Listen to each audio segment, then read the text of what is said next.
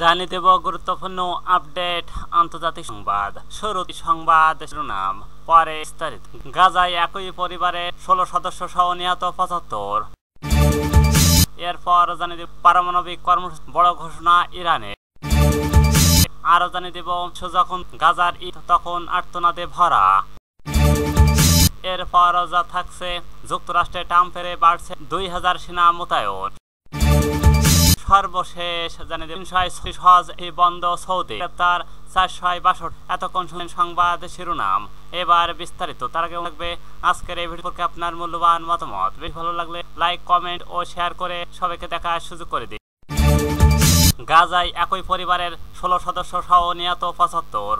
ঈদের দ্বিতীয় দিনেও গাজায় হামলা চালিয়েছে ইসরায়েল। এতে একই পরিবারের ১৬ সদস্য সহ অন্তত ৭৫ নিহত হয়েছে। শনিবার সাথে আল জাজিরার এক তথ্য জানানো হয়েছে, গাজায় এক আবাসিক ভবনে হামলা চালিয়ে ইসরায়েল। এটি ভবনটি এই ঘটনায় অন্তত ৭৫ ফিলিস্তিনি নিহত হয়েছে। এছাড়া ধ্বংসের নিচে আরো অনেক আটকা পড়েছেন ধারণা করা হচ্ছে। এর মুখপাত্র মাহমুদ বাসেল আল জাজিরাকে জানান, গাজা সিটি সাবরা এলাকায় শনিবার ভোর কোনো রকম সতর্কতাবার্তা আগমন ঘটনা ছাড়াই হামলা চালানো হয়েছে। এটি একটি পূর্ণাঙ্গ গণহত্যায় একটি বেসামরিক লোকজনিত ভর্তি ভবন ধ্বংস করে দেওয়া হয়েছে। বাসেল আরো জানান, এই ভবনের নিচে প্রায় ৮৫ জন আটকাতে পারেন বলে আশঙ্কা। স্থানীয় বাসিন্দা হামেদ কাহিল বলেন, আমরা ঘুম উঠলাম, বোমার শব্দ, চিৎকার এবং আমাদের উপর পাথর পড়েছিল। ঈদুল আজহার দিয়ে হামলা হয়। তিনি বলেন, এটাই দখলদারিত্ব। ঈদ সকালে সন্তানদের হাসি দেখার পরিবর্তে আমরা এখন নারীদের মরদেহ টেনে বের করছি। আরেক বাসিন্দা হাসান ও আল খোর জানান, ভবনটি আবু সারিয়া ও পরিবারের ছিল। তিনি বলেন,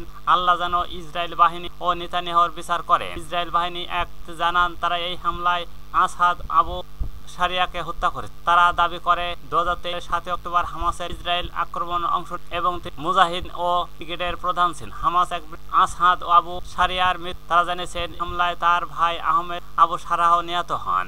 একে নাগরিকদের একের পর এক নৃশংস গণহত্যার অংশ বলে উল্লেখ করা হয়েছে। পারমাণবিক কর্মসূচি নিয়ে বড় ঘোষণা ইরানে। পারমাণবিক প্রযুক্তি সক্ষমতা অর্জনের ঘোষণা দিয়েছেন ইরান। এই অগ্রগতি কৌশলগত ও ক্ষমতায়নকারী অর্জন হিসেবে উল্লেখ করেছে। পারমাণবিক শক্তি সংস্থার প্রধান মোহাম্মদ ইসলামী বৃহস্পতিবার ৫ জুন সংবাদ মাধ্যমে তাদের প্রকাশিত এক তথ্য জানা যায়। মোহাম্মদ ইসলামী বলেন, ইরান এখন পরমাণু জ্বালানি চক্রে পূর্ণ দক্ষতা অর্জন করেছে, যা পশ্চিমা বিশ্ব, বিশেষ করে যুক্তরাষ্ট্র কোনোভাবে দিতে পারছে না। তিনি জানান, পারমাণবিক প্রযুক্তি বিদ্যুৎ উৎপাদনের জন্য নয়, বরং এটি সমস্ত বৈজ্ঞানিক অগ্রগতি। এই প্রযুক্তি হলো ইউরেনিয়াম সমৃদ্ধকরণ ছাড়া জ্বালানি হয় না, আর জ্বালানি ছাড়া পারমাণবিক শিল্পই অচল। যোগ করেন ইসলামী। অভিযোগ করেন, ইরানের পারমাণবিক অগ্রযাত্রা থামাতে পশ্চিমা পরাশক্তিগুলোর বহু বছর নানা কৌশল, নিষেধাজ্ঞা, নাশকতা, এমনকি সন্ত্রাসবাদ পর্যন্ত ব্যবহার করছে তারা, কিন্তু আমরা থামিনি বলেন তিনি। আরো জানান, পশ্চিমা দেশগুলো চায় ইরান পারমাণবিক থাকুক, তবে জ্বালানির জন্য যেন সব সময় তাদের উপর নির্ভর করতে হয়। আমরা চাই স্বাধীনতা ও আত্মনির্ভরতা বলেন ইসলামী। এদের মতে ইরানের ঘটনাকে বাস্তবভিত্তিক ধারণা হয়, তবে এটি বড় কোনো প্রযুক্তিগত অর্জন। এর আন্তর্জাতিক আলোচনার তেহরানের অবস্থান আরো দৃঢ় হবে। ইরানে অবশ্যই স্পষ্ট করে তারা এই প্রযুক্তি শুধুমাত্র শান্তি ব্যবহার করবে, তবে পশ্চিমাদের মধ্যে আশঙ্কাই যাচ্ছে। তেহরান তাদের অবস্থানে অনড় পথে বাধা দেওয়া যাবে না বলছে তারা। বিশ্ব যখন চুপ, গাজার আর্তনাদ তখন আর্তনাদে ভরা। বিশ্ব যখন চুপ, গাজার ঈদ তখন আর্তনাদে ভরা। ঈদুল আজহা আনন্দ, ত্যাগ আর সহানুভূতির বার্তাকে বহন করে, যেখানে পশু কুরবানির মধ্য দিয়ে মানুষ সৃষ্টিকর্তার প্রতি অনুগত প্রকাশ করে, দরিদ্রের মুখ ফোটায়। কিন্তু এই বছরে অবরুদ্ধ গাজা উপত্যকার ঈদ যেন এক ধর্মীয় সৌন্দর্যের নির্মম ব্যতিক্রম। কারণ এখানে নয়, কুরবানি হচ্ছে মানুষ, নিরপরাধ ও নারী।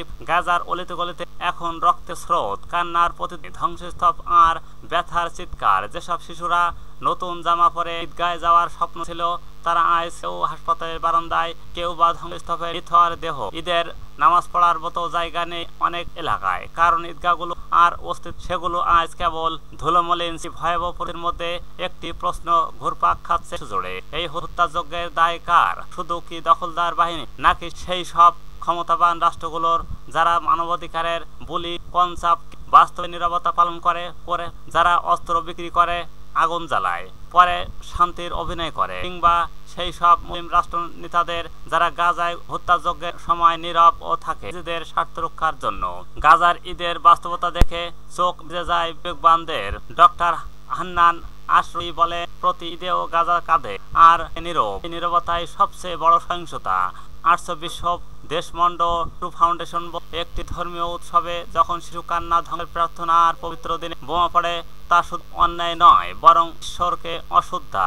মার্কিন অধিকার কর্মী কর্নে ওয়েস্টের মতে এই রক্ত ভেজা ঈদ আমাদের সকলের পরীক্ষা। কেউ কুরবানি দেয় আত্মসির জন্য, আর কেউ মানুষ হত্যা করে দখলদারিত্ব বজায় রাখার জন্য।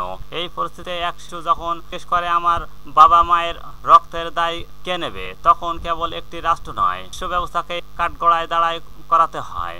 আমরা যখন প্রতিদিন গাজাবাসীর রক্তমাখা ছবি চোখ ফিরে ভাবি তোমার তো কিছু করার নেই, আমরা কি দায়মুক্ত? এই দায় কার ও একার নয়। এই দায় ছড়িয়ে আছে প্রতি রক্ত ধোয়া রাষ্ট্রের নীরবতা, প্রতিটি প্রভাবশালী গণমাধ্যমের পক্ষপাতিত্ব এবং প্রতিটি শব্দ মুদ্রিতের স্থিরতায়। ঈদের দিনে এমন এক প্রশ্ন জেগে ওঠে যা তাকবীরের আওয়াজকে ছাড়িয়ে যায়। আর কত ঈদ আসবে এখানে কেউ বুক চাপা কান্না লুকাবে, আর কেউ কবরস্থজনকে এই দায়ের হিসাব একদিন ইতিহাসে করবে। আর সেই দিন নীরবতা, পুষ্পরা ও সমাজ সবাইকে জবাব দিতে হবে। যুক্তরাষ্ট্রে ট্রাম্পের বিরুদ্ধে বাড়ছে বিক্ষোভ, 2000 সেনা মোতায়েন।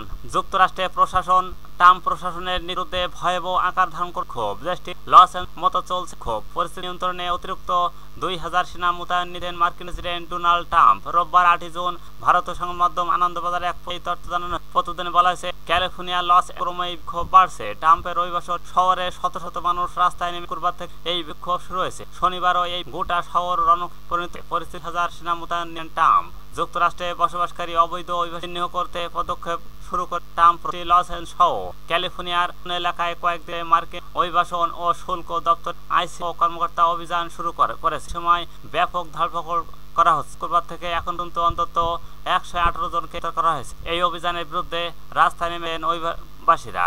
336 হজ এজেন্সি বন্ধ সৌদির, গ্রেপ্তার 462। চলতি বছর ভুয়া এজেন্টের বিরুদ্ধে কঠোর পদক্ষেপ নিয়েছেন সৌদি আরব। দেশটি এবার শত শত ভুয়া হজ ক্যাম্পেইন ও এজেন্সি বন্ধ করে দিয়ে এছাড়া এর সঙ্গে জড়িত গ্রেপ্তার করা হয়েছে। শনিবার 7 জুন গালফ নিউজের এক এই তথ্য জানানো সৌদি রাষ্ট্র মন্ত্রণালয় নিয়েছেন এ পর্যন্ত 436টি অবৈধ হজ ক্যাম্পেইন বন্ধ করা হয়েছে। এছাড়া অভিযান চালিয়ে অন্তত 462 জনকে গ্রেপ্তার করা হয়েছে। এইসব ব্যক্তি ভুয়া কার্যক্রমের সঙ্গে মালয়েশিয়ার নিরাপত্তা বিষয়ক মুখপাত্র কর্নেল তালাল আল সালহ জানান, নিজেদের নিরাপত্তা ও তাদের ধর্মীয় আচার পালনের সুব্যবস্থা এই অভিযান পরিচালিত হচ্ছে। গ্রেপ্তারদের অনুমোদিত ক্যাম্পেইন প্রচারণকারী, প্রয়োজনে অনুমতি ছাড়া স্থানে সহায়তাকারী ব্যক্তিরাও।